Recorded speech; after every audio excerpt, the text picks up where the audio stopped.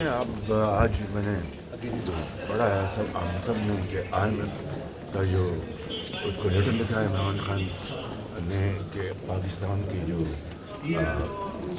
Funds ہیں جو ان سے نیا پروگرام کرنے جا رہے ہیں اس کو نہ کیا جائے اور ان کا الیکشن کا آڈٹ کروایا جائے. یہ سائفر کے بعد ایک اور ملک دشمنی کا ثبوت ہے.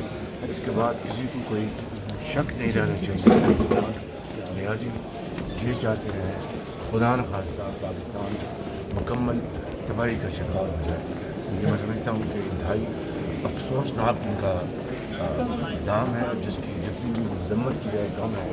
کوئی پاکستانی چاہے اس کے کیسے بھی سیاسی اختلافات ہیں کبھی وہ ملک کے لیے بدعا نہیں کرتا, کبھی وہ ملک دشمن نہیں کرتا. میاں صاحب کابینہ کی تشکیل میں کوئی مشکلات ہیں ابھی؟ چلو